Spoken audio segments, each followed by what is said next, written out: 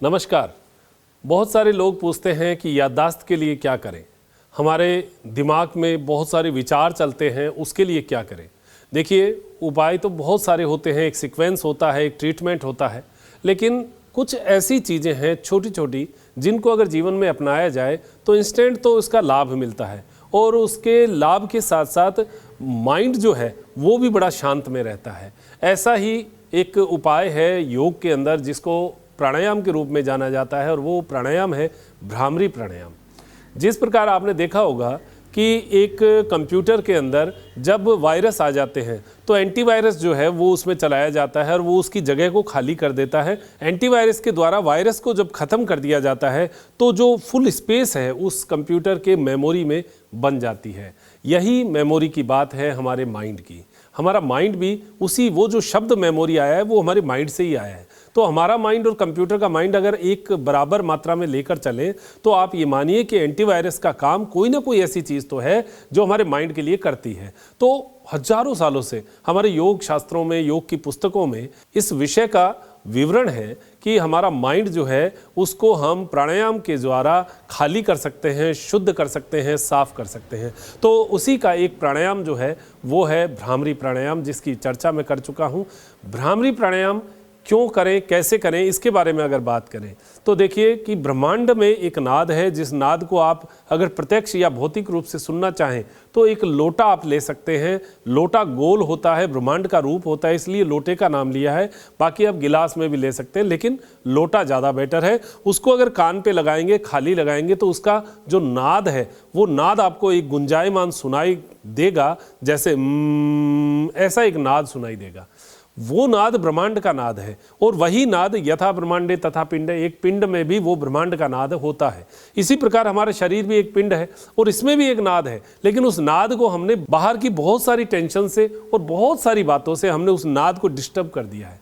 वो नाद को डिस्टर्ब ना करें, इसके लिए प्राणायाम का बहुत बड़ा सहयोग हमें मिल पाता है। और अगर हम उस प्राणायाम को अपना ले जिसको भ्रामरी प्राणायाम कहते हैं, वो उस नाद को उद्वेलित करेगा, स्टिमुलेट करेगा और उसको पुनर्संचारित कर देगा। इससे हमें एक आत्मिक शांति जो एक वाकई में प्राकृतिक रूप से जो हमें मिलनी चाहिए वो हमें इसमें मिलेगी।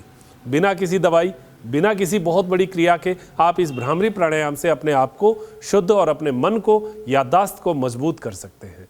एकाग्रता बढ़ती है। हमें जो बीपी हाई रहता है, जैसे मैंने पीछे आपको वीडियो में बताया था कि लो बीपी वाले इसको ना करें। क्यों? क्योंकि देखिए, जब भ्रामरी प्राणायाम हम करते हैं तो हमारा जो बीपी यानी ब्लड का सर्कुलेशन की जो स्पीड है वो डाउन होगी। तो जिनको हाई बीपी है उनके लिए तो बहुत बढ़िया है, लेकिन जिनको बीपी लो है, पहले से स्पीड बहुत धीरे है, तो और धीरे होने की संभावना बनती है। बाकी हर व्यक्ति के हिसाब से ये अलग अलग लागू होता है।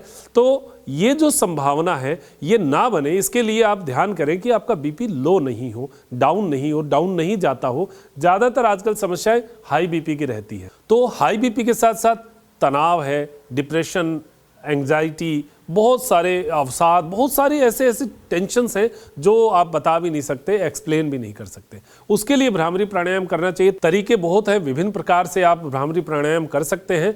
अगर किसी को कोई क्रिया कुछ नहीं आती हो तो आप क्या करें? सीधे सिंपल बैठ जाइए, भले ही वज्रासन में बैठ जाएं, भले ही सुखासन में, किसी भी आसन में बैठ जाएं, चेयर पे बैठ जाएं, कुर्सी पे बैठ जाएं। आपको लगता है कि मैं अब तनाव में हूं तो आप 10 मिनट अपने आप को दीजिएगा, देखिएगा क्या आनंद आता है। इसमें मुद्राओं की तो हम चर्चा करेंगे बाद में, मुद्राओं की ऐसी कोई आवश्यकता नहीं। योग को हमने जितना कठिनता से बांध दिया उतने ही लोग इससे दूर होते जा रहे हैं। हमें इसको बांधना नहीं, एक बार शुरुआत तो करें, फिर उसको पूर्णता और फिर उसको स्ट्रिक्टनेस से हम बाद में ले आएंगे। लेकिन एक बार तो किसी व्यक्ति को थोड़ा फ्री करना चाहिए। आप जैसा कर सके वैसा करें, एक बार इसका स्वाद चखें, फिर आपको अनुशासन में हम बाद में ले आएंगे। तो एक बार आप इसको शुरू कैसे करेंगे? कमर सीधी रहेगी, चेयर पे बैठे या आप वज्रासन में बैठे और यहाँ से जैसे एक मुद्रा आप लगा लीजिए, ये ज्ञान मुद्रा, चिन्ह मुद्रा, किसी भी नाम से आप जानते हैं। तो ये अंगुली और अंगूठा जो है ऐसे रखना है। वज्रासन में बैठे हैं तो यहाँ पर रख लीजिए और फिर उसके बाद में एक नाद हमें शुरू करना है। डीप ब्रीदिंग, लंबा श्वास लेंगे।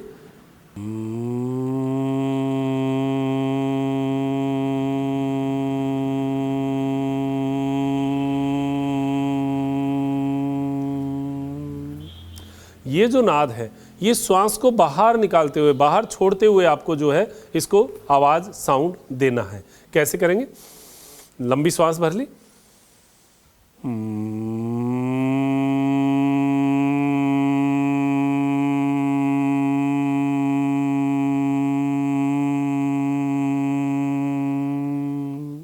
इसका वाइब्रेशन आपको यहाँ पर दिमाग में महसूस होगा। ऐसे लगेगा जैसे दिमाग की सभी नसें जो है वो झनझना गई है, और इसके अंदर से जितना भी आपको लगेगा कि ब्लड का सर्कुलेशन जो डाउन था वो धीरे धीरे गति पकड़ रहा है। अब इसको करने के और भी तरीके हैं, जैसे ये तो सिंपल एक तरीका था। अब आपको महसूस करना है कि मेरे यहाँ पर कंपन हो रहा है या नहीं हो रहा है। तो उसके लिए आप हाथ को, हथेली को जो है अपने सिर के ऊपर ऐसे रखेंगे और करके देखिए, नाद करके देखिए।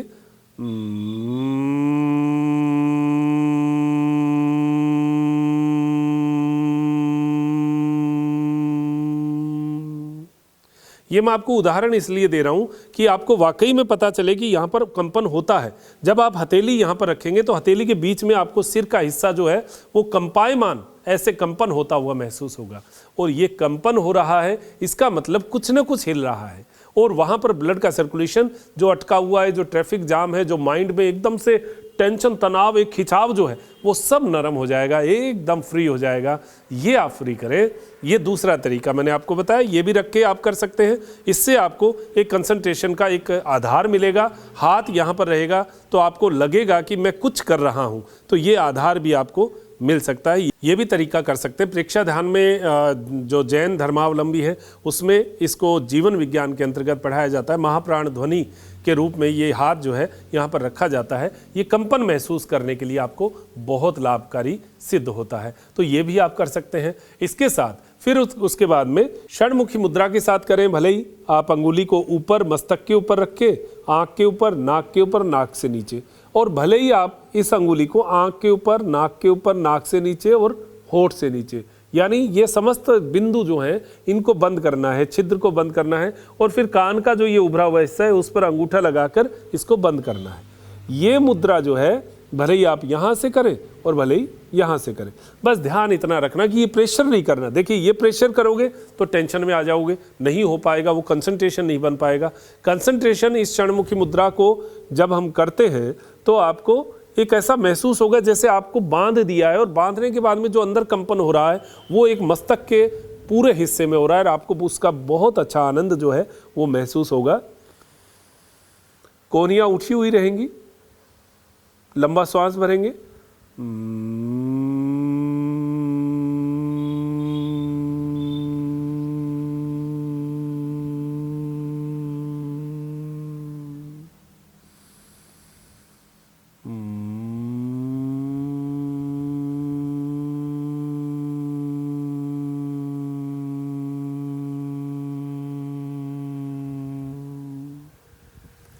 ये मैंने 2 बार ही किया है। आप इसको 11 बार से 21 बार, 51 बार तक कर सकते हैं। बच्चों को भी करवाइए जिनको माइंड से संबंधित समस्या है, जैसा चर्चा हुई है वैसा उसमें लाभ मिलेगा। अब करने का समय क्या होना चाहिए? सुबह बहुत बढ़िया समय होता है, ब्रह्म मुहूर्त में करेंगे तो आपको एक अच्छी सी, ऐसे मान लीजिए अगर रात को नींद भी पूरी नहीं हुई है तो भी आपको एक थकान जो है वो धीरे धीरे कम होती नजर आएगी और आपको बहुत अच्छा सा फील होगा। तो ये आप 11, 21, 51 बार जरूर करें। शाम को भी आप खाना खाने से 1 घंटा पहले इस प्राणायाम को कर सकते हैं। वैसे इसके लिए कोई बंदिश नहीं है। दोपहर में भी आप, क्योंकि खाना खा लेते हैं उसके 2 घंटे बाद भी इसको कर सकते हैं, क्योंकि इसमें किसी प्रकार का शरीर में, पेट में किसी प्रकार की हलचल नहीं होती, तो किसी ऑर्गन पे इसका बहुत प्रेशर नहीं पड़ता है। केवल माइंड के हिस्से को जो है ये स्टिमुलेट करता है, लेकिन बहुत अत्यधिक मात्रा में नहीं करना चाहिए। बस आप सुबह शाम 2 बार, 2 टाइम भी कर लेंगे तो बहुत बढ़िया। या विशेष प्रकार के रोगी होते हैं तब हम 3 बार या 4 बार इसको करवाते हैं। तो आप 2 बार इसको सुबह शाम करिएगा, और अन्य प्राणायाम भी साथ में ले सकते हैं। अगर आपको केवल दिमाग से संबंधित एकदम मानसिक तनाव रहता है या मानसिक से संबंधित कोई समस्या हो तो ये भ्रामरी प्राणायाम आपको लाभ करेगा। तो ये विषय था हमारा, सुबह शाम कब करें, कितना करें, ये मात्रा के बारे में बता ही दिया, बैठने का आपको तरीके का बता दिया है। और भी कोई सवाल होंगे तो आपकी आगामी वीडियोज़ में हम उस क्वेरी को जो है समाधान करने का प्रयास करेंगे तो अपनी याददाश्त को बढ़ाने के लिए, दिमाग को मजबूत बनाने के लिए भ्रामरी प्राणायाम को अपने जीवन में जरूर अपनाइए। दीजिए इजाज़त मुझे डॉक्टर मनोज योगाचार्य को त्रिनेत्र योग धाम से त्रिनेत्र टीवी के लिए। नमस्कार।